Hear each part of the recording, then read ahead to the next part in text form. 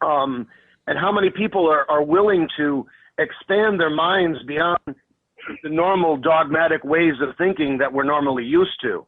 And I really think it's been a phenomena that I've definitely seen on the local level, and I really do think that it is a phenomena that's happening on the global level as well. Good. That's good news. And, it's funny because your area down there, which isn't that far from me, an hour, 45 minutes, is different. About that, yeah. Is different than my area up here. It's much slower to evolve up here. And I'm not saying that's bad or anything. I'm just stating a fact. Why do you think that is?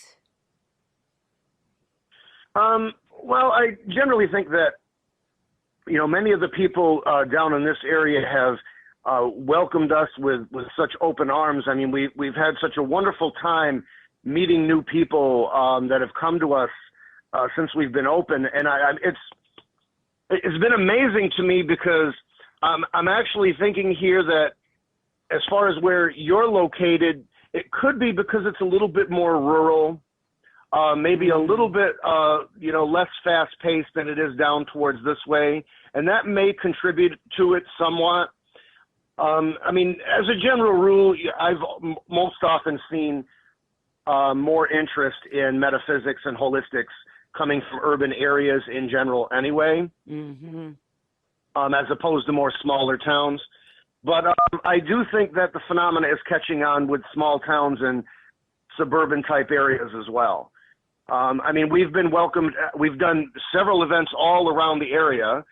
Like, as you know, we have one coming up that we're doing in Frankenmuth, right? Which is next month. And I mean, that's a big step because that's a particular town that has never had anything like that before. Right.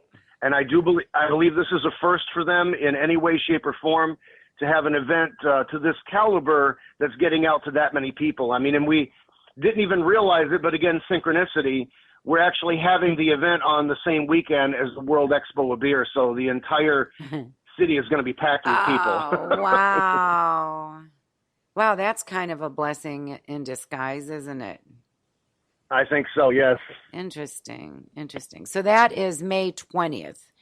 So that's good to know. And where is the event on May 20th?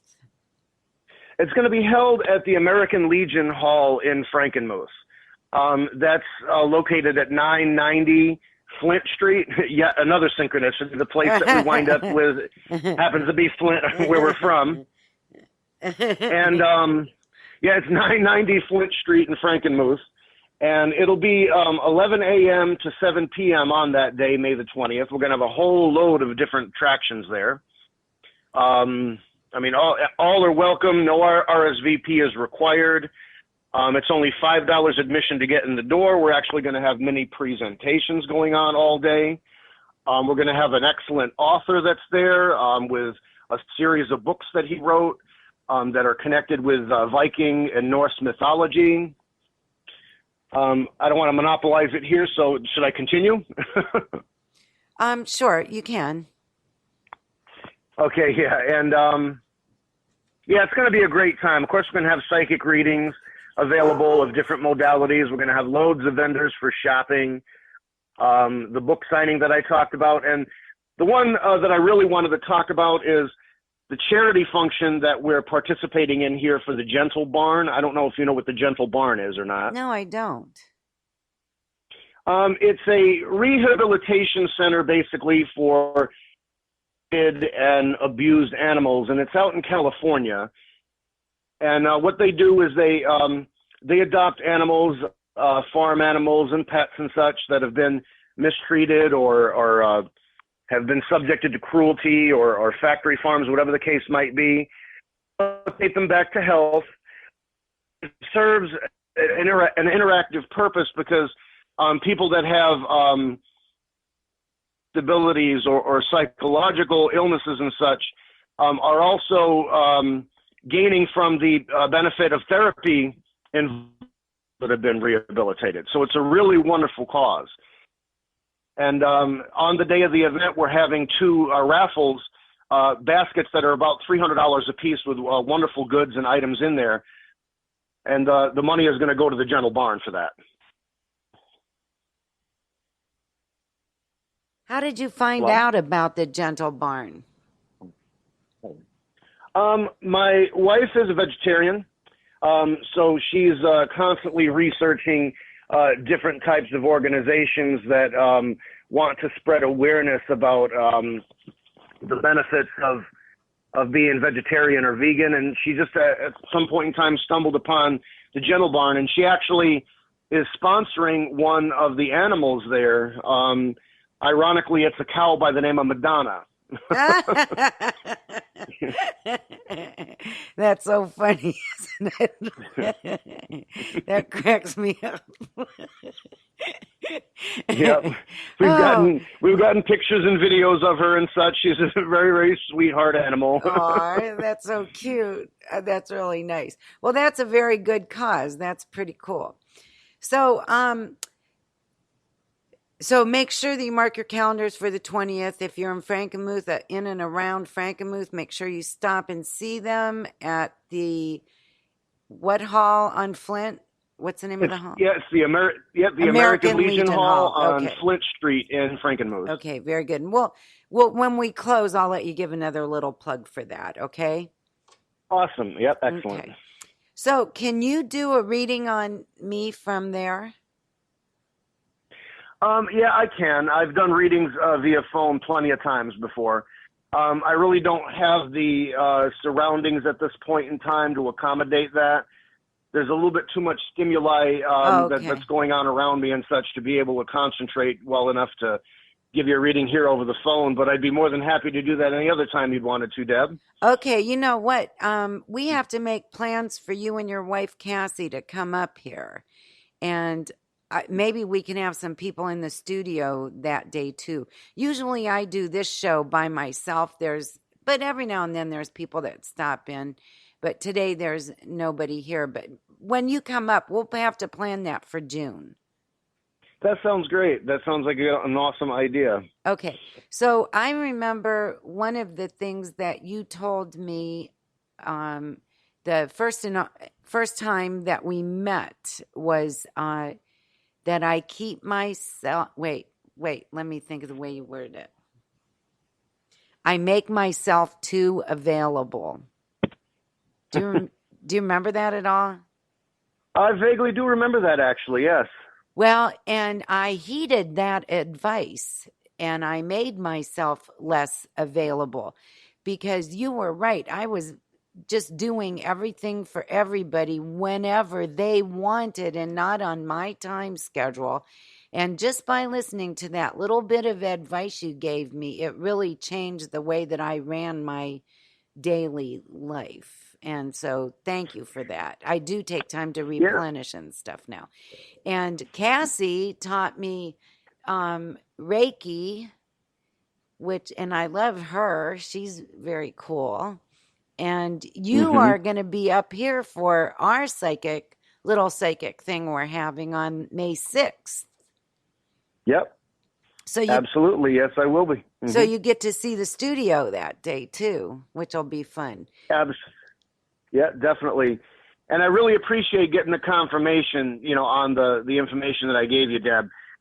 So often I never get to see what happens afterwards, and really that's kind of like a dream of Cassie's and mine to have some type of a research center or, I don't know, maybe a reality show or something like that where, we can actually, show the results of what happens to, people that take the advisory that we give.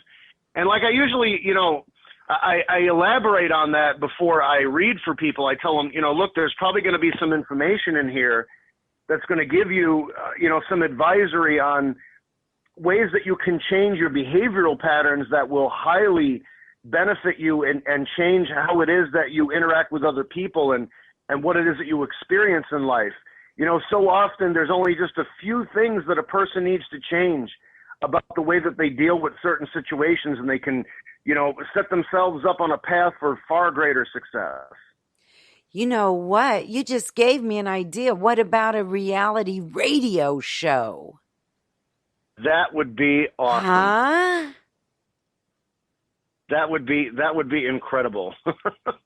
I can show you all you need to do to record it, and you could send it to me, and I could actually follow up with people with their permission, of course. Right. Ooh, we're going to have That to sounds sit like down and work the logistics of that out, because I think that would be marvelous. absolutely. That just sent almost a chill through me when you said that. And I think that, again, law of synchronicity, that's why we're talking about it today. Yes. I can see it. I can see you I can hear you saying, I told so and so this was her reading or his reading, and then follow up with them in like a month or 2 months, or you could do it at certain increments and record what they say, and then we could splice it all together. That sounds great because, see, already we record our readings. Right, that's right. We've gotten into the habit.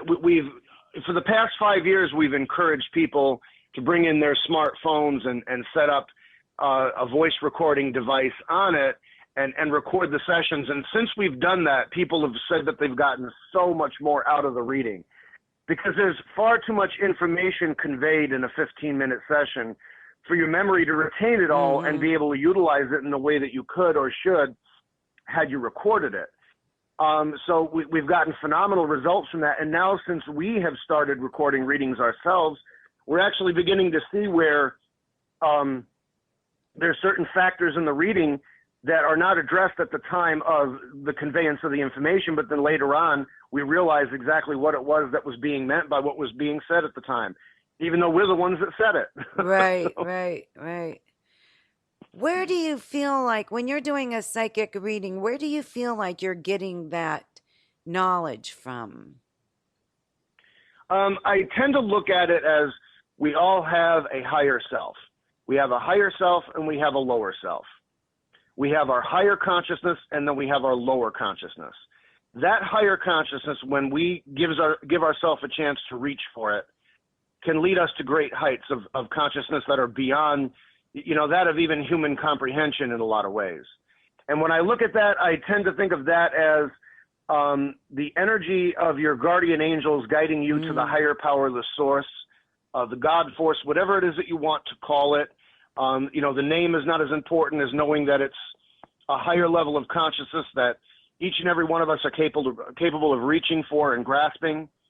You have to set aside your precognitive issues that you have. You have to set aside your judgments. You have to set aside your biases and such in order to be able to give someone a reading. Henceforth, that's why it's so difficult to read for someone that you care about and that is close to you, because you have an emotional investment in reading for them, and you really can't look at it objectively. Oh, I never even thought of that. So I've been working on that. When I did my Master Reiki class with Cassie, something that she said was to watch now that I'm going to be looking at things differently, that spirit will come to me more often and all that kind of stuff. And so, of course, I became more aware of that. And I had the opportunity to take this developing your, I can't remember if it was called intuition or psychic ability class. And it was just like a little 3 Saturdays for maybe an hour each Saturday. But anyway, one of the things that I had to practice was this guided meditation. You're going to love this. This is a good story. And the reason, that's why I asked you where you got your messages, because this is what happened to me, and I want to see if it's similar to what happens to you. So this guided meditation said to relax and lay down, and it was when my husband was hunting, so I was all by myself, and it said to feel white light coming into you instead of going out, like Reiki. I picture... Right. Okay, so white light coming into me, and to picture my third eye opening like a little window, and to picture